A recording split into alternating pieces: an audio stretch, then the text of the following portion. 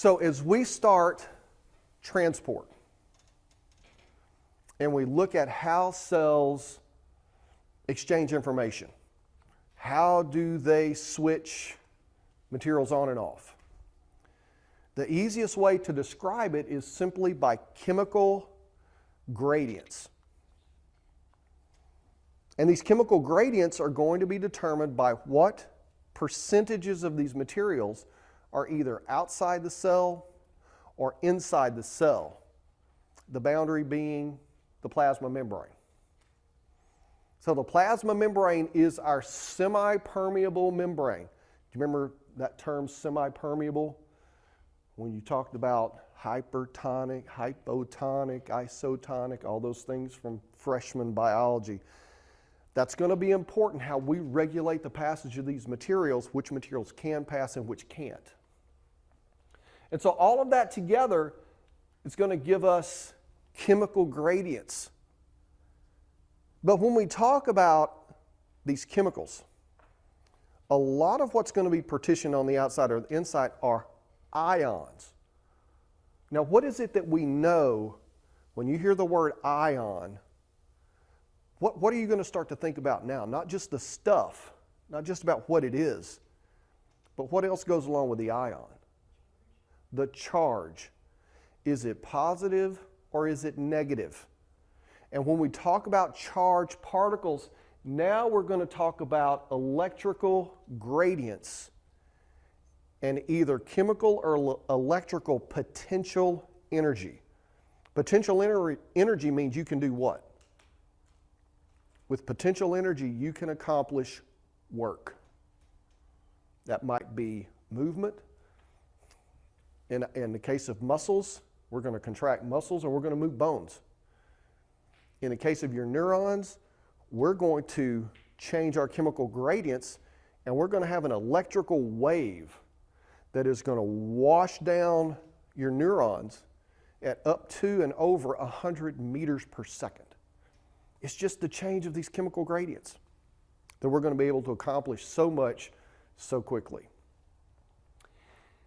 Now, when we look at our concentrations of these substances, I want you to go ahead and start ingraining this in your brain, that when we look at the concentration of materials that are highest outside of the cell, sodium. Sodium is in greatest concentration outside the cell. This is one of those things we're going to be working with at the very end of the semester. Sodium, high concentration outside. Potassium is at its greatest concentration inside the cell. Now, what do you notice about the charges of sodium and potassium? They're both positive. So you may think, well, they're both positively charged, so how they move may not necessarily affect the charge of the cell, the electrical potential. But we're not going to move them at the same time. We're going to move them at different times, and it's going to have a drastic effect on our electrical potential. Now, some of the other materials that we see outside, glucose. Why do you think glucose is highest concentration outside of the cell? There are really two reasons why. What might one of those be? How does glucose differ from sodium? One, it's bigger. Glucose is not going to be moved across the membrane very easily. So that's one reason it's highest outside.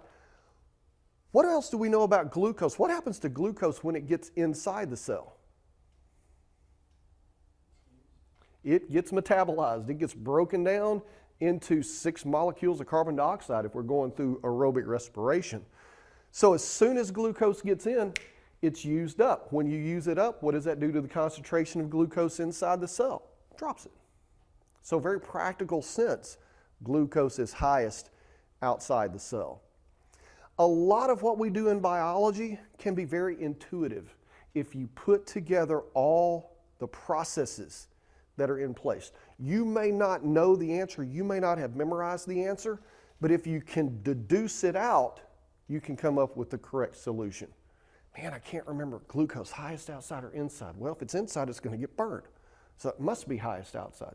See how that works? We also have chloride ion, highest outside the cell. Why do you think chloride's high outside? What does chloride really, really like to hang out with to make salt? Sodium chloride. Where sodium goes, chloride's going to go. So again, that makes sense. Magnesium, phosphate, amino acids, a lot of these substances are present inside the cell as proteins. Where do we find a lot of phosphates inside the cell? What larger molecule has a lot of phosphates or a phosphate backbone? DNA, nucleic acids. So once again, by knowing some of those very simple things, we can deduce where we find these either inside or outside the cell, because it's going to make a huge difference in how those cells work. Because that's what physiology is all about. How does this stuff, okay, real scientific term, stuff, how does all this stuff work?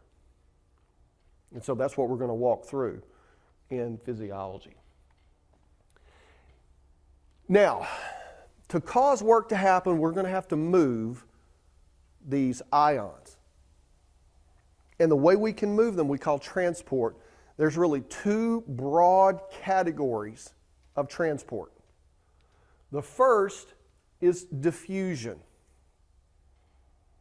Diffusion, very simply stated, is the movement of materials without the expenditure of energy through a plasma membrane, through a phospholipid layer.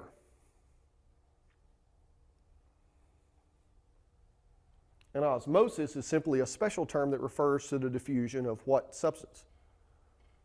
Water. That's all it is. Diffusion of water, aka osmosis.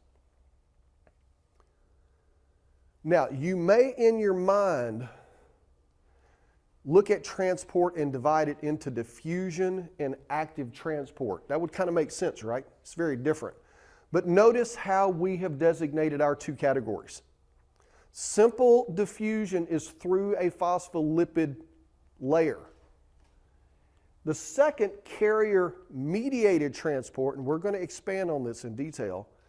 Carrier-mediated transport means to get across the plasma membrane, we have to use a protein channel. These molecules, because of their charge, because of their concentration, simply aren't going to pass through the phospholipids. So that's why we have carrier-mediated. That carrier, that channel, is going to be a protein. Now, if you're in the city, you can think of this like a tunnel. If you're from the country like me, you can think of this like a culvert. Everyone got culvert? Know what culverts are? Okay, so you got this big ditch that's beside the road, and you got to drive your truck from the road to your house. And so there's the driveway, right? But the driveway goes over the ditch. So you've got that concrete little tube, that's a culvert. So think of our carrier proteins. Some of them are going to be like the culverts or the tunnels to get from one side to the next. Carrier mediated, I mean, it's going to involve active transport. We have to have a protein for that. But notice this one, facilitated, what's that word? Diffusion. Why don't we put this in this category? Uses a protein. Even though it's diffusion, it still uses a protein. So these are our two broad categories, and we subdivide them as facilitated and active. So we're going to take simple first and build on it. Simple diffusion. The movement of materials across a semi-permeable membrane, and our membrane's our phospholipid layer, our plasma membrane. How much energy are we going to have to use for diffusion to happen? None. None. But what we potentially had to use at some point was some kind of energy to create a concentration gradient. That concentration gradient is going to provide us with a potential energy by which these ions, in the case that we're working with here, can move across the membrane from a high concentration to a low concentration. I like to think of this in one or two ways. Think of this like a hydroelectric dam. Think of the dam as your plasma membrane. Water builds up on the lakeside. It's real low down on the riverside. But when you open the floodgates, does water ever go from the riverside to the lakeside? That's pretty stupid, right? It's going to go downhill. Because of what force? Say it. Gravity. Gravity's got all this water stacked up. It's low. Gravity's going to pull the water down. High concentration, low concentration. Does anyone else like to ride a bicycle? I don't like a stationary bike. If you see me on a stationary bike, you know I've eaten too much the day before and I'm trying to burn it off. I like getting outside and riding my bike. But which direction do you think I prefer to ride? Do you think I prefer to ride uphill or downhill? I love riding my bike downhill. And this is the reason I love riding out on the roads. When I'm riding my bike and resting on the stationary bike in the gym, it looks like I'm resting because I'm not going anywhere. But if I'm resting on my bike out Highway 7, going down this big hill, I'm still going 40 miles an hour. But am I pedaling? No. That's my kind of exercise. But I did have to pedal at some point up to get to the top. I invested that potential energy so then I could coast downhill. So osmosis, the big thing about simple diffusion, osmosis being water, simple diffusion, number one, semi-permeable membrane across the lipid layer. No energy being used because what direction are we moving? We're moving downhill, down our concentration gradient. All right? Now, in physiological terms, cells have means by which they can manipulate the rate or the ease of diffusion. And we're going to see this quite a bit in the body. If we want ions to move more rapidly, one thing we can do is increase the gradient. When I'm on my bicycle, I want the steepest hill I can find. Because what can I do coming down that really steep hill? I can go really fast. I looked down one day, and I was going 50 miles an hour on my little road bicycle. Have you seen the wheels on that thing? They're really skinny. I was like, man, I'm going 50 miles an hour. And I'm down like the Tour de France riders, you know. And I looked down at the asphalt, and then I looked down at my bare knees, and something deep inside me said, slow down. I didn't want to pick asphalt out of my knees for a month. So the steeper the hill, the steeper the gradient, the faster we can go. Neurons excel at this. How fast did I say we're going to send those impulses? Over 100 meters per second, because we're going to establish a really steep gradient.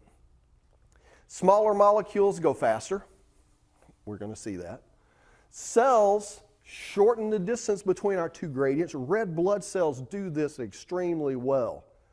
Are red blood cells nice, fat, and round? Human red blood cells, are they nice and round? What shape do they have? A donut. Okay, it's not a hole in the middle, but a dimple. But I like your analogy because I usually say that red blood cells look like my jelly donuts. Because with a jelly donut, what's the first thing you got to do? You got to suck out the jelly, right? You don't do that? No. Come on, really? You squeeze, okay, how about chocolate filled? What?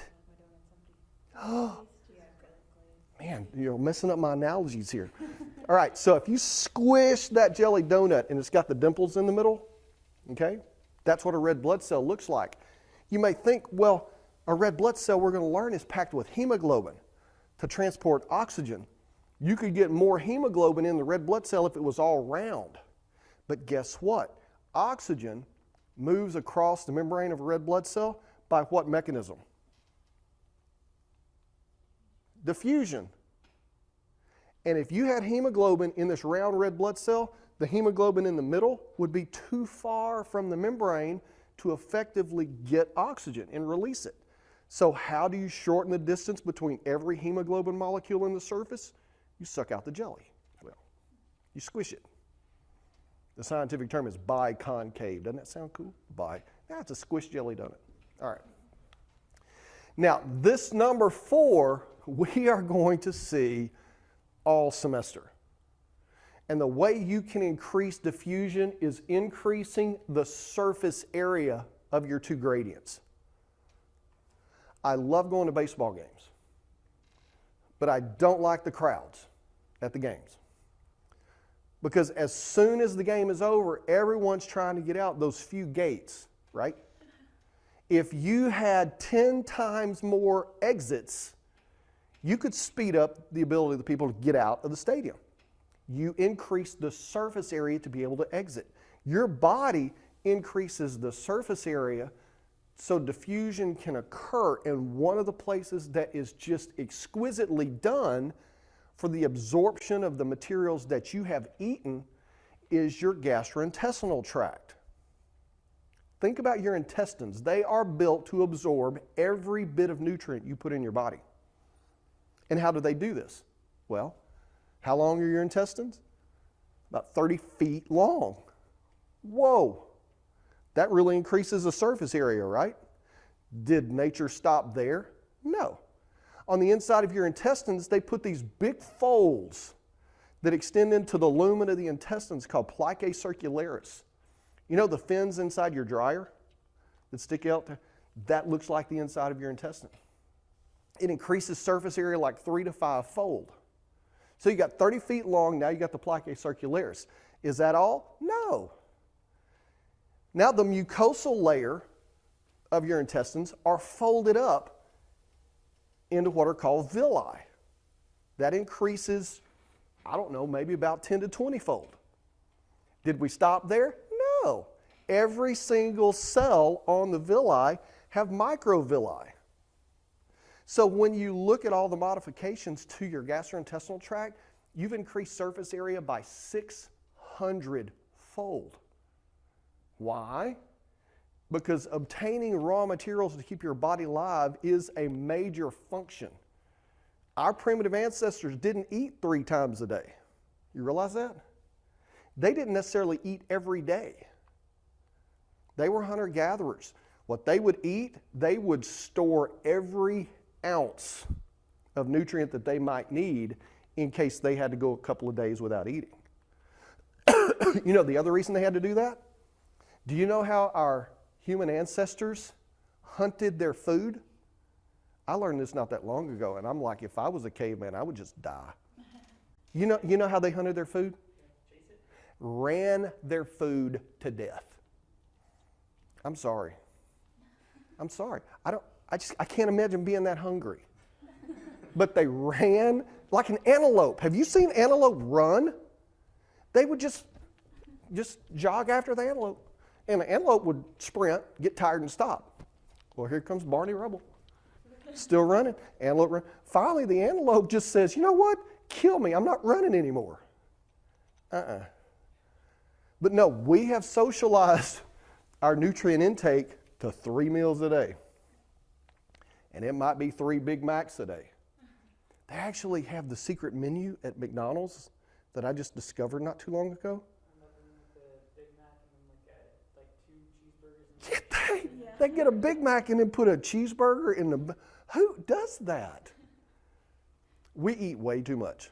But here's the thing. Your body's going to absorb every ounce you eat to save it for when you've got to run down that wild Big Mac, I guess. I don't know. But that's the increased surface area. That's where you see it so effectively. So here's our red blood cells. Again, the biconcave look. And when we get to respiratory system, which is the next to the last chapter, we're going to see that the movement of oxygen and carbon dioxide from the tissues into your red blood cells. This happens in your capillary bed. This is done by diffusion. How much energy is used? None. How do these molecules move from where to where?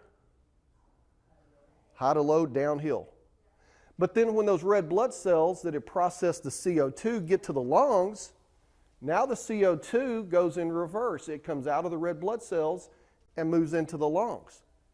So if this is diffusion, what is this process? Be careful, it's a trick question. I like to try to trick you in class, not on the test. This is diffusion. This that's going backwards is also diffusion. How much energy? None. Concentration gradient? High to low. Here in your tissue, CO2 is highest because you just burnt all that glucose, right? It's lower in your red blood cells, so it moves in this direction. When you get to the lungs, CO2 is low in your lungs because what did you just do? You just exhaled all the CO2. You bring in oxygen, so to me it's so cool. You're doing this work and you're not using energy. That's a guy's dream because we're lazy. She's looking at me like, yeah, I know. But this is how we're going to package what we're learning right now into our last 2 chapters of the semester. Materials, molecules that are able to simply diffuse. They're going to be small. They're going to be lipid soluble. Another way to put this is they're not polar. They're not charged. So, oxygen, CO2, fatty acids, steroid hormones, alcohols. Whoo, that gets us all into a lot of trouble, right? Alcohols. That freely diffuses across the plasma membrane. Very quickly, easily metabolized because of the nature of those molecules. Now, osmosis, we simply said the diffusion of water. Now, what's going to be cool in our last chapter on urinary system in the kidneys, we're going to see that to assist in the conservation of water, because that's your kidney's number 1 job. Did you know that? You probably thought your kidney's job was to filter waste. That's a secondary function of your kidneys. Your kidney's number 1 job is to conserve water. And it's going to do this by having extra protein channels that are going to be specifically designed to allow more water to more rapidly diffuse. It's going to be a way we increase the surface area and increase the ease by which materials can diffuse. Now, water is going to be a little different, because when we look at sodium and chloride and potassium, they're simply where it's sodium highest, where's potassium highest, to go downhill. Water, in a sense, is going to also be drawn in the direction of stuff. And we scientifically have another S word for stuff, which is called solutes. A lot of times salt, sodium chloride is going to function as a solute. Sugar can function as a solute. And we're going to see proteins in your plasma plays a large role in helping to attract water. Because water is trying to dilute the solutes to the same extent on both sides of your semi-permeable membrane. Red blood cells are going to be a great example of how this is going to happen. Now, don't let this chart freak you out, okay? This is a preview of our chapter on hemodynamics. But as blood goes through your capillaries, now jot this down in the margins somewhere. This is one of those things that you're going to see the whole semester. It's one of those take-home messages I want you to have the rest of your life. Capillaries are the only vessels that allow for exchange. Capillaries are the only vessels that allow for exchange. Capillaries are the only vessels that allow for exchange. Now that can be oxygen, carbon dioxide, water. When that's going to move in and out of your circulatory system, it's happening at the capillaries. because that's the only place in your circulatory system that the wall of the vessel is thin enough for the materials to be exchanged. And so when we look at a capillary, this is going to be the arterial end, and this is the venous end, so that means we're going to be giving off oxygen and picking up CO2, among other things. But at the arterial end, we're going to see fluid is actually forced out. It's forced out into your tissues. But then at the venous end, that fluid is taken back up into the capillary.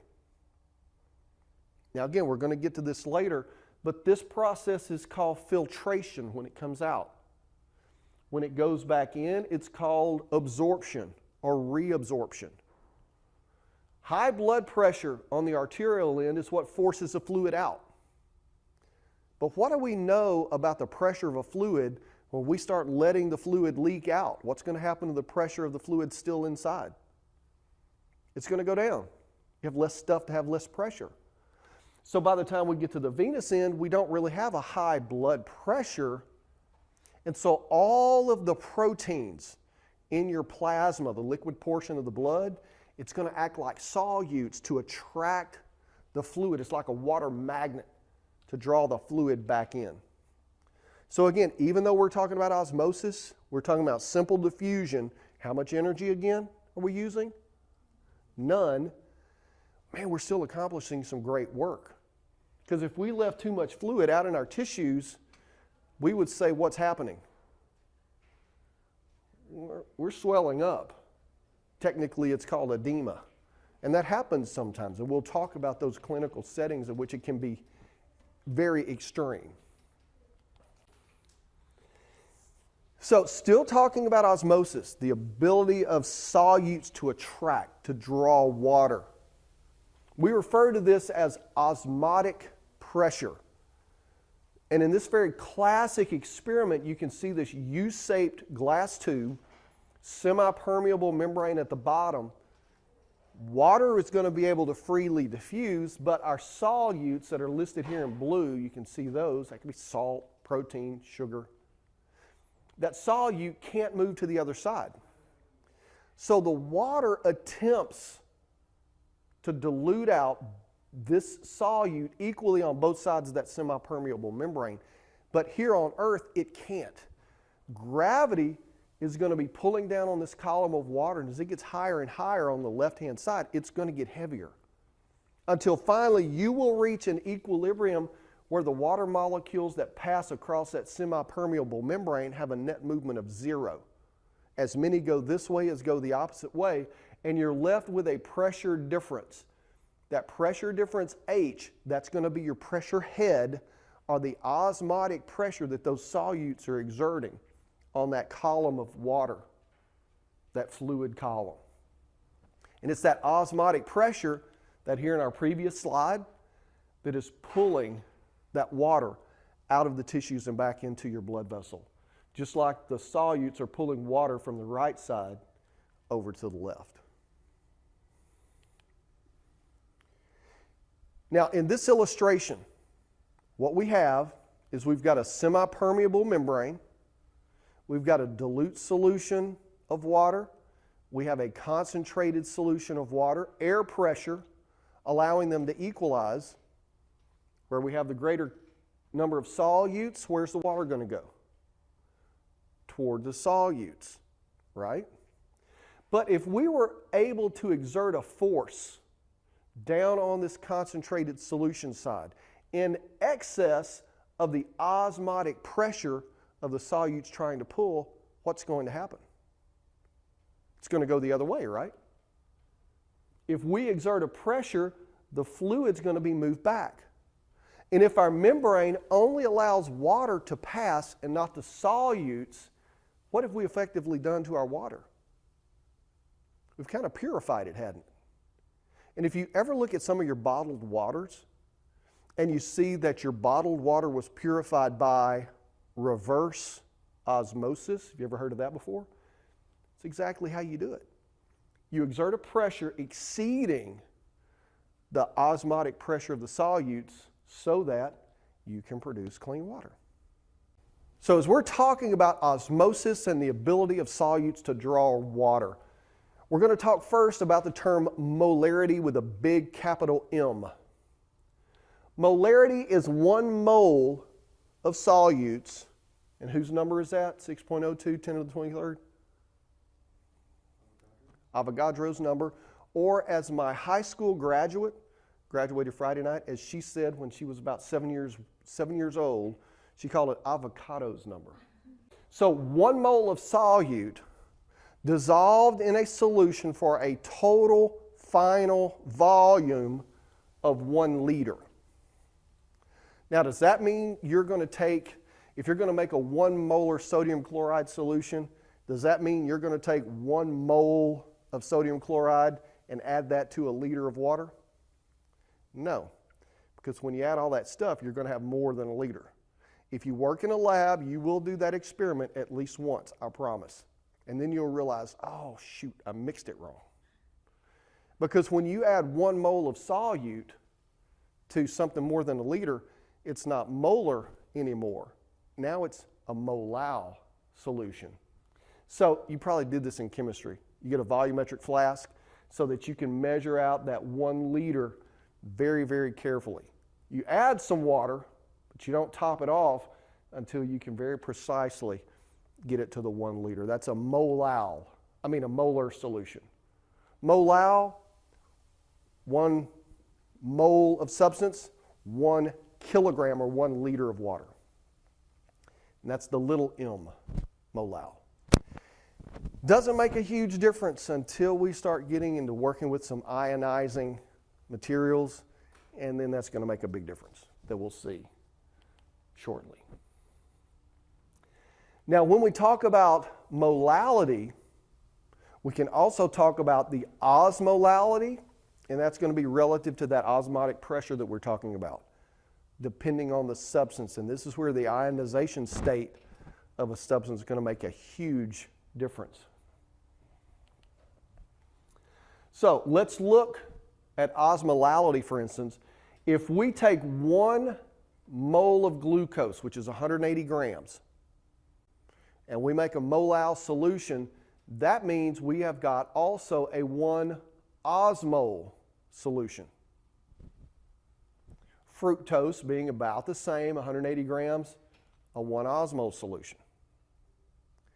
Now, if we double the amount of glucose, what are we going to do to the osmolality and molality of that particular solution? What did we do? We doubled it as well.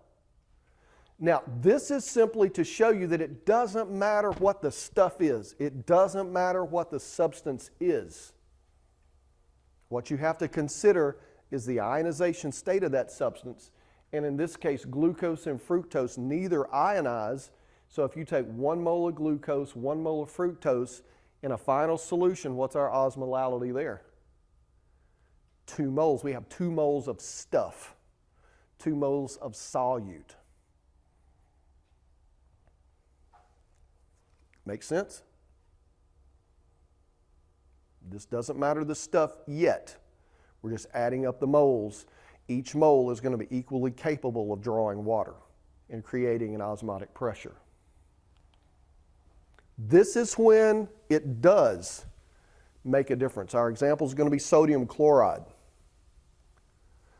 So when you put sodium chloride in water, water being polar molecules, it's going to break up sodium and chloride. Have you ever been around friends that were a couple, but as soon as they got around a whole bunch of people, the girls just surrounded the girl and took her off this way, and the guys surrounded the guy and took him off this way? Have you ever been at a party like that? That's sodium and chloride. Water forms these hydration shells around each sodium positive charge and chloride negative charge, and it keeps them apart. It keeps them in their ionization state. So when you add 1 mole of sodium chloride to water, that's like adding a mole of sodium plus a mole of chloride, and your osmolality is doubled. Do you see what we just did? This is like adding 1 mole of glucose and 1 mole of fructose. It's just when molecules can ionize, you have to account for each ion as a separate mole of stuff. There's a lot of stuff in biological fluids. Would you agree? Proteins, salts, sugars, waste products. So there's no way we can effectively determine each concentration of ionizable and non-ionizable materials in plasma. So what was discovered was that the freezing point of water is depressed for every mole of solute that's present in that water, in that solution. So we know that a 1 molal solution is going to decrease the freezing point by negative 1.86 degrees centigrade. Because if we had just a solution of pure water, what temperature is that going to freeze? 0. Freeze at 0. So 1 molal glucose solution freezes at negative 0.86. 1 molal sodium chloride freezes at negative 3.72. Both being 1, why is this one doubled? It ionizes. If we had 1 mole of glucose plus 1 mole of fructose, it would also freeze at negative 3.72. So this is how we can determine the osmolality of a solution of water and determine what the concentration of the solutes are. And that's how we look at plasma. Plasma freezes at 0.56 negative centigrade. So knowing that freezing point depression, knowing that for every mole we get a negative 1.86, we can calculate the molality of our plasma. And it comes out to be 0.3 osmole, or as you normally hear, 300 milliosmole. And again, just to give you a breakdown, we have mole, milli, micro, and nano. So 300 milliosmole is the osmolality of your plasma. Now, why would it be important to understand the osmolality of your plasma? Especially if you're in the emergency room. Have you ever gone to the hospital, like to the emergency room? Oh, I've got a hangnail. Oh, I've got a pretty bad cut.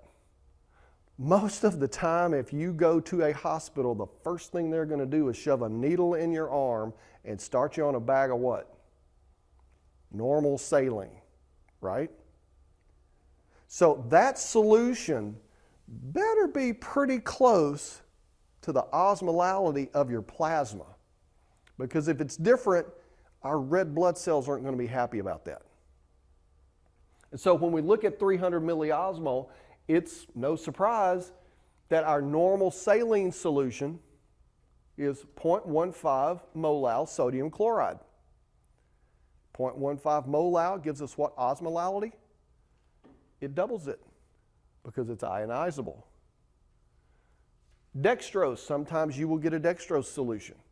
Well, that's 0.3. It also gives you 300 milliosmole because this is not ionizable.